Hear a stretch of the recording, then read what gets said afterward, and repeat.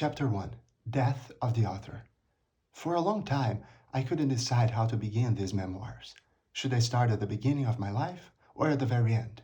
In other words, should my story open with my birth or with my death?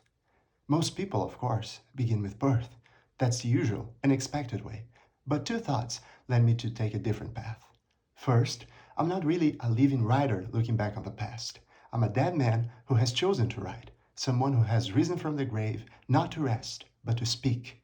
For me, the grave has become not a final resting place, but almost like a second cradle, a place of rebirth in words.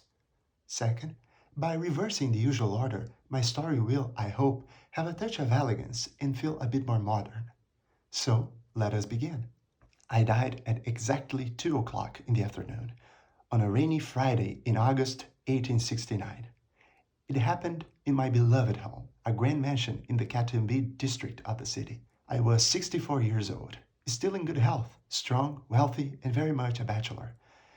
At the, at the, at the time of my death, I had a fortune of about 300. Oh, I got to sneeze. Phew. I had a fortune of about 300 contos, and yet only 11 friends followed my coffin to the cemetery. 11 friends.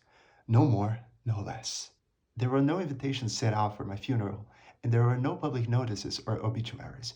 I should also mention that it was raining that day. Not a heavy storm, but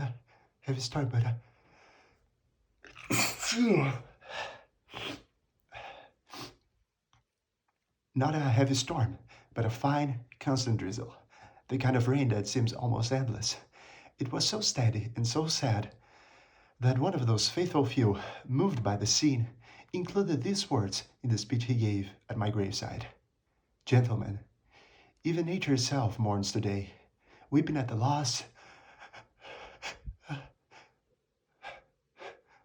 I gotta sneeze.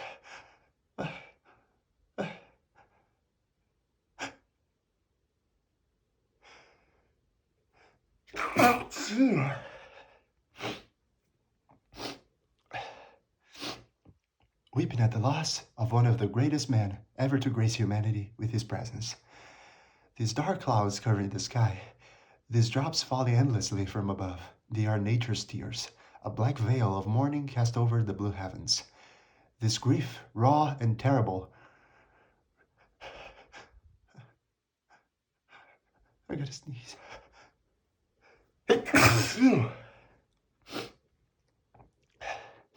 This grief, raw and terrible, reaches to the very core of creation itself, a true sign of how deeply we all grieve the passing of our noble, dearly beloved friend. Oh yes, a loyal friend indeed. I certainly have no regrets about leaving him those 20... I gotta sneeze. You. You. You. You. You.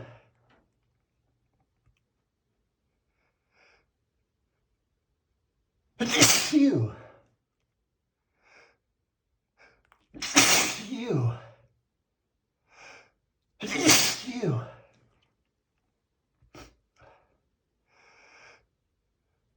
You. You.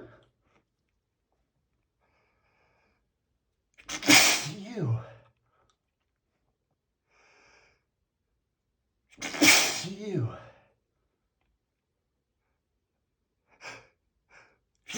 You.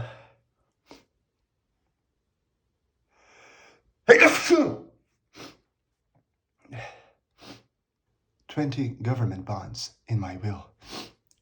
And so it was, after that speech and those final tears, that I departed from this world and set off for what Hamlet so beautifully called the undiscovered country. But unlike Hamlet,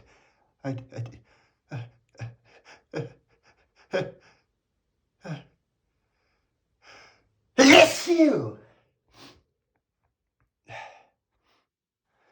But unlike Hamlet, I didn't go with youthful uncertainty or fear.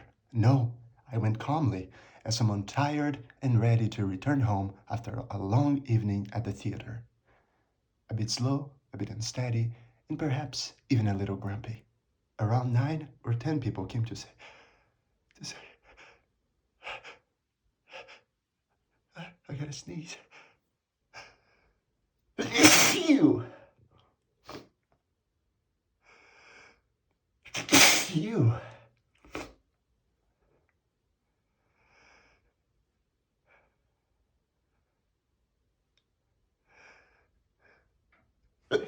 You!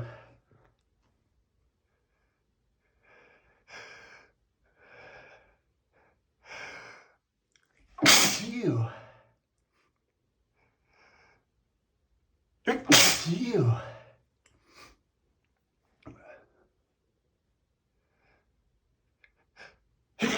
You!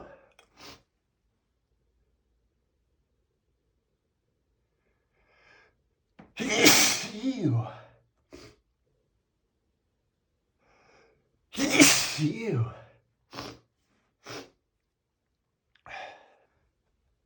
Around 9 or 10 people came to say their final. You! Around 9 or 10 people came to say their final goodbyes. Among them were 3 women. The first was my sister, Sabina. You! You! The second was my daughter, a truly lily of the valley. You! Delicate and pure. And the third, well, you! Patience, dear reader. I'll reveal her identity soon enough. For now, I'll just say this. Though she wasn't a relative, this woman... You! This woman wept for me more than any of my actual family members. You! She didn't literally tear her hair out or collapse on the ground in despair, but her grief was real, deep, and unmistakable. As for my death, it was not dramatic or tragic. A bachelor died. A bachelor dying peacefully. It was not dramatic or tragic. A bachelor dying peacefully at 64 is hardly the stuff of happy tragedies. I simply breathed my last, and that was it. My body lay there, you, as if merely asleep. Standing beside my bed, she, yes, the mysterious third woman, you, looked at me with eyes full of sorrow. She said nothing, but her silence told me everything. And so quietly, I was gone. You. You. You. As I lay dying, I promised to explain something that may sound odd. I did not only die of pneumonia, but also, believe it or not, you, because of an idea. Let me tell you. You. Let me tell you about it. You. Let me tell you about it, and you can judge for yourself. One morning, you.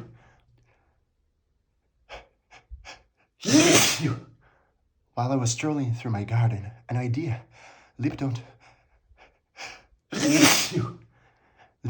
the trapeze in my brain. It swung back and forth, and then stretched itself. And then stretched itself out. And then stretched itself out like a big X, as if saying, solve me, or I'll devour you. The idea was glorious. I would invent an incredible medicine, an anti-hypochondriac, to ease the mel- melancholy out of mankind. In the petition I draft,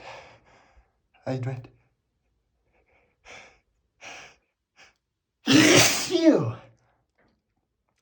In the petition I drafted to request a government privilege. I even stressed its Christian usefulness. I gotta sneeze.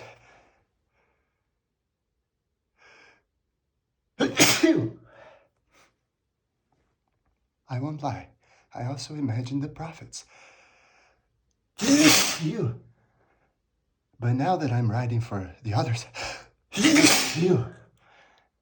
But now that I'm writing from the other side, I can confess my truest motive. You. Fame. I craved the spectacle of my name everywhere, in newspapers, on shop signs, in pamphlets, on street corners, and above all, printed in little boxes. I gotta sneeze. You. Call it love of glory, if you like. One uncle of mine, you, a canon, preached that worldly glory deems the soul. Another uncle, a military man, swore that glory is the most human impulse we have. Take your pick between priest and soldier. You!